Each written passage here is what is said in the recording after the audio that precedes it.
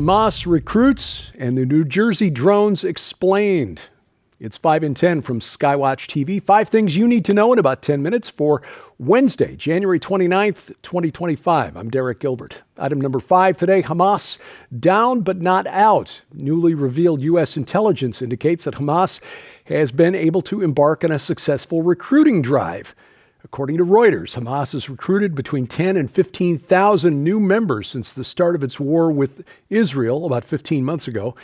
The Israeli government figures put the number of Hamas dead at about 20,000 or more, but the group has been able to wage a guerrilla insurgency using the sprawling tunnel network underneath the Gaza Strip. Hamas will send up small teams to ambush Israeli tank and infantry units popping up from hidden tunnel entrances. Despite Israel's ongoing efforts to wipe them out, it's like playing a deadly game of whack-a-mole. Meanwhile, President Trump has hailed the ceasefire between Israel and Hamas as part of his early diplomacy efforts, but he's also suggested that Gaza needs to be cleaned out so that rebuilding can begin, that the whole area right now is like a giant destruction zone. And of course, cleaning out Hamas or cleaning out the Gaza Strip would require eliminating Hamas, something that Israel hasn't been able to do after 15 months of war just yet. Meanwhile, an Egyptian official says that Egyptian contractors, along with a U.S. contracting firm, military contractor, running checkpoints, inspecting vehicles, heading to northern Gaza via the Salah ad-Din road to ensure that there are no armed terrorists among the groups of people filtering back into northern Gaza. An Israeli official said that the inspections began on Monday. This was a key part of the negotiations as far as Israel was concerned in coming to terms of a ceasefire deal. Topic number 4, deportations. They continue, and a rather high-profile raid took place in Denver, where federal agents early Sunday morning raided a party at a warehouse and nabbed 50 illegal aliens. I know we're not supposed to use that term anymore. It's supposed to be undocumented migrants, but it is the legally correct term. Illegal aliens, including members of the notorious and violent Venezuelan Tren de Aragua gang. Denver's already been associated with Tren de Aragua thanks to the video that you probably saw last August of heavily armed gang members walking through an apartment complex in nearby Aurora, Colorado, carrying rifles, pistols, out in the open. Multiple apartment complexes in and around Denver were reportedly under the domination of the gang. Local government officials have since intervened, closing some, seizing others, putting them under new management. It's not clear who owned the warehouse where the party that was raided by federal officials took place on early Sunday, but in addition to the busload of illegals taken away from the party, federal officers said they confiscated weapons, money, and drugs, including cocaine, crack, and a drug called Tusi, T-U-S-I, Tusi. I was not familiar with this. This is also called pink cocaine. It is reportedly a mixture of several drugs that can vary between, say, ecstasy, amphetamines, LSD, other synthetic drugs. It reportedly sells for about $100 a gram on the street, and it is gaining prominence across the country because of the infiltration of Tren de Aragua in our major cities here in the U.S. So ideally, these 50 illegals, including the members of Tren de Aragua, soon, if not already, on an outboard aircraft so that they may enrich the culture of Venezuela. Topic number 3, Doge pays dividends. Trump's first week in office, or back in office, I should say, has been very, very busy. You know, he's signed dozens of executive orders, essentially restoring power to where it should be, putting the power to legislate back on the legislature rather than inside the executive branch. Trump is not so much governing by the stroke of the pen as he is trying to restore the power to where it belongs. But anyway, the president did put a hold on foreign aid payments for 90 days, while the executive branch, State Department, and other offices, including the new Department of Government Efficiency, Elon Musk's group, Doge, tries to sort out what exactly the United States taxpayer is paying for. The Trump administration says it's ordered the pause to decide which of the thousands of so-called humanitarian development and security programs will keep getting our money. As you'd expect, the corporate media is freaking out. Politico reporting Tuesday that at least 56 officials within the U.S. Department of, or U.S. Agency for International Development, or USAID, were placed on administrative leave without or with full pay and benefits. USAID is a thinly veiled front or cutout for the Central Intelligence Agency in many of the countries in which it operates. According to Associated Press, several hundred contractors on the under the employ of the U.S. government also laid off. Associated Press also reporting that schools in Liberia are prepared this week to fire cooks who are providing children with lunch. Also, that U.S. efforts to aid American businesses abroad to counter China's rising global influence, and veterans in Ukraine who can call a crisis hotline may soon get a recorded message with no promise of a callback.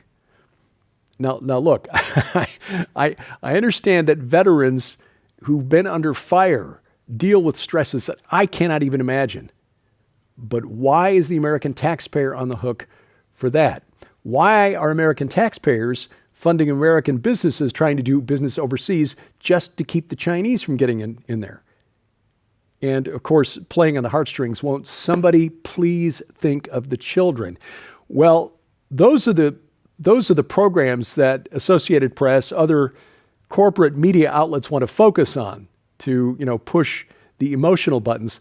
But the Department of Government Efficiency also found that the Biden administration was about to send $37 million to the World Health Organization, an entity that President Trump wants to withdraw the United States from, and get this, $50 million to provide prophylactics to Gaza.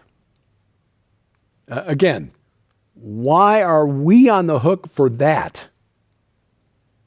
Well, let's hope that some sanity returns to U.S. government spending over the next 90 days. Topic number 2, another new virus. Data from the UK Health Security Agency shows that the number of cases of human pneumovirus, or HMPV, are increasing. The number of cases increasing inside the United Kingdom. This spike occurring at the same time as cases of the virus surging in China.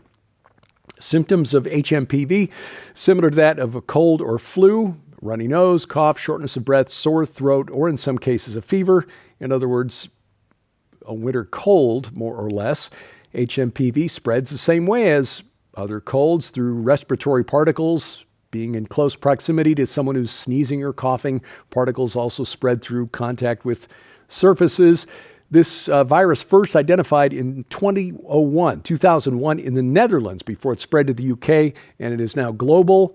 Officials say the risk that HMPV poses to the public is low because any new variant is similar to older variants that have been circulating for the last 25 years, and most of us have some immunity to it. In other words, why is this even a story? Just sharing it with you so that you're prepared if you start hearing stories about HMPV, according to what we're reading here, even though the number of cases is surging and it's a virus, it's the cold. It's a common cold. Doesn't mean they're not going to try to use it to their advantage. Coming up, the New Jersey drones. We have an official government explanation. That's straight ahead on 5 and 10. You can support the ministry of Skywatch TV and our continued efforts to share the gospel of Jesus Christ throughout the four corners of the world and receive your very own copy of this incredible masterpiece when you order The World Before the Flood special offer. Not only does this incredible opportunity include Rick Renner's new book, Fallen Angels, Giants, Monsters, and the World Before the Flood, how the events of Noah's Ark and the flood are relevant to the end of the age, but it also includes the best-selling book, Giants, Gods, and Dragons, Exposing the Fallen Realm and the Plot to Ignite the Final War of the Ages by Derek and Sharon Gilbert with companion DVD. This incredible book and DVD set reveals the actual identities of the four horsemen of the apocalypse, the identity of Nimrod, and the true location of Babel. why the wild beasts that accompany the deadly rider on the pale horse might actually be disease-causing viruses, and so much more. Sold separately, these items hold a retail value of nearly $100. Yours now for your donation of only $45, which includes free shipping to all U.S. orders. So don't delay. You can support the ministry of Skywatch TV and help us continue spreading the gospel of Jesus Christ right now by scanning the QR code on your screen using the camera app on your phone for instant access to this special opportunity. You can visit us at skywatchtvstore.com or call 1-844-750-4985 and ask for the World Before the Flood special offer right now. Item number 1 today, the drones. It's not the exciting answer, but it's the most plausible answer. As I said when we first started talking about this, the fact that these drones were spotted in close proximity to 3 or 4 international airports in and around New York City, close to 2 United States government or military facilities, including one that designs and tests drones for the military, and Donald Trump's New Jersey home at Bedminster suggested that somebody in the government knew what they were and that they'd been given permission to be there. Otherwise, the U.S. Air Force or the New York or New Jersey Air National Guard would have been scrambled to intercept, if not shoot them down. Well, today, at the first White House press conference, White House spokesperson, Press Secretary Caroline Leavitt said the mystery drones were authorized to be flown by the Federal Aviation Administration, the FAA. Quote, after research and study, the drones that were flying over New Jersey in large numbers were authorized to be flown by the FAA for research and various other reasons. Many of these drones were also hobbyists, recreational and private individuals that enjoy flying drones.